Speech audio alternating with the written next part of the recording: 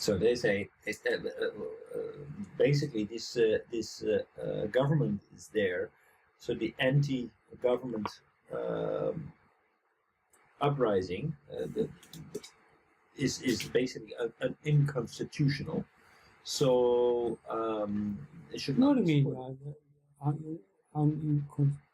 well, basically, it is their government, right?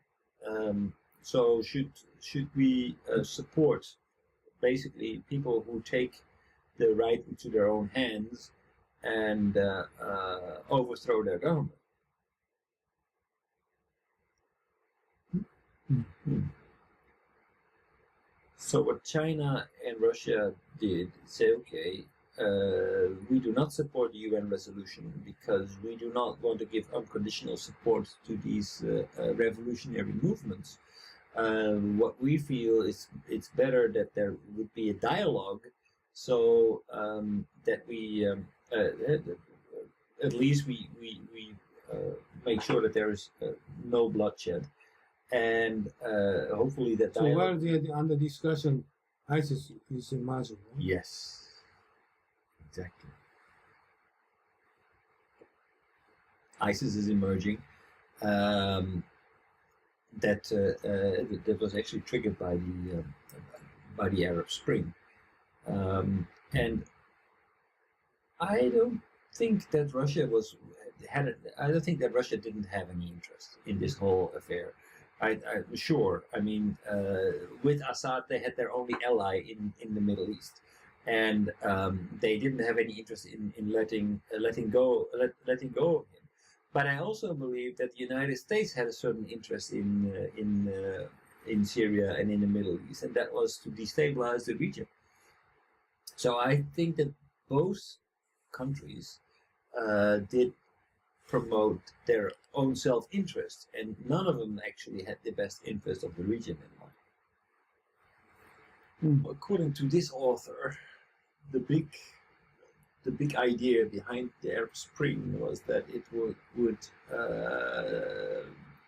basically create instability from Morocco to Afghanistan, the entire belt, the Middle East. What they would gain by that is that the UN would intervene. The UN would intervene and thereby getting control over all the oil resources. Then by doing that, they would actually starve Russia and target China and Russia, because that oil would not be no longer accessible to them. So that they would it's a geopolitical game to basically get the upper hand over China and Russia. That's what the Arab Spring is all about, according to this author. And he saw proof for that because France had supported the rebels in Libya, gave them access to, or promised them that if they would revolt against Gaddafi, they would get part of the oil revenue to support their case. And then they found a buyer for that oil in Japan, asking Japan to change suppliers from Iran, where they would buy their oil from, for Libya.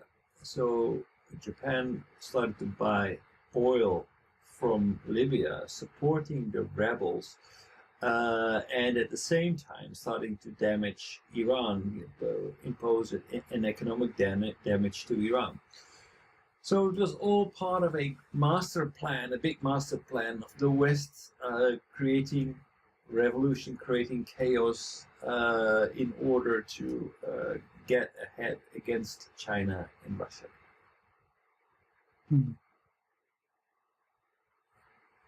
America could consider that? Yes, according to Russian television. So this is 2012? This is the New Year's Day of 2011. This is last day of the year in 2011. Mm.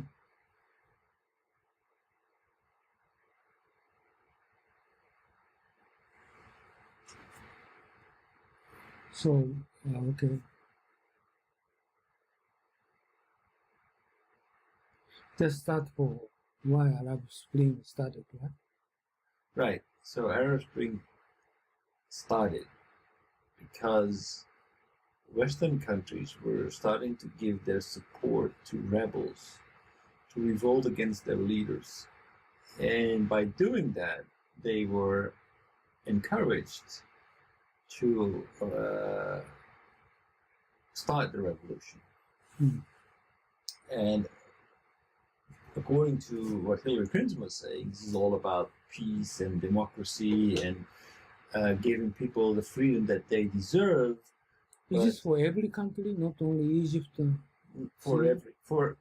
Basically by design, it was to stretch from Afghanistan all the way to Morocco, entire belt, including Iran, including Iraq, including Syria, including every Arab country, every Muslim country in the region, Egypt.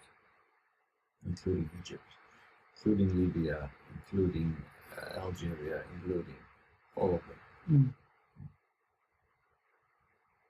Mm. Mm.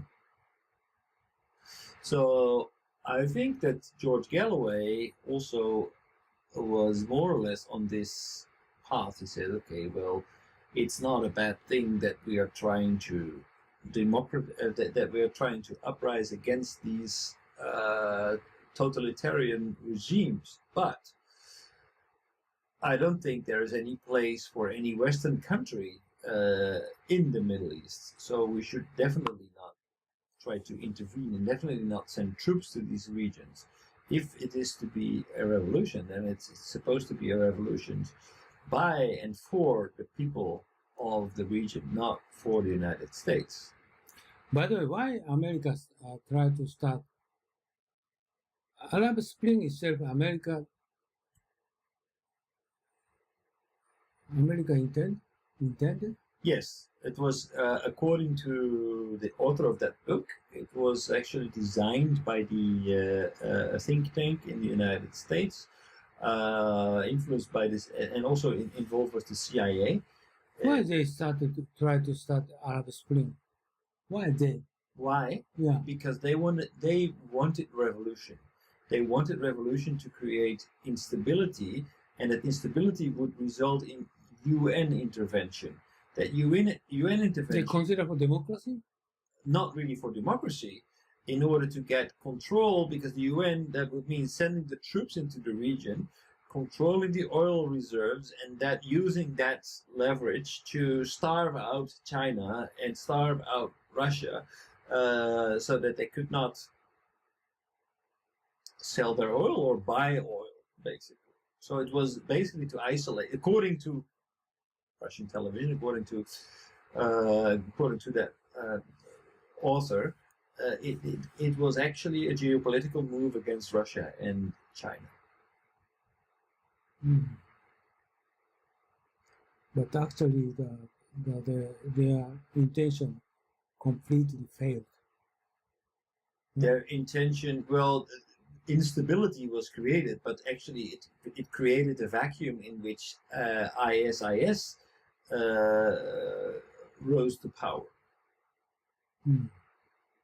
So instability was there, and UN was involved, but actually the UN created instability that they could not control, so they needed the help of people on the ground, so they used the suppressed Kurds to actually do their fighting, but basically they could not control the oil there.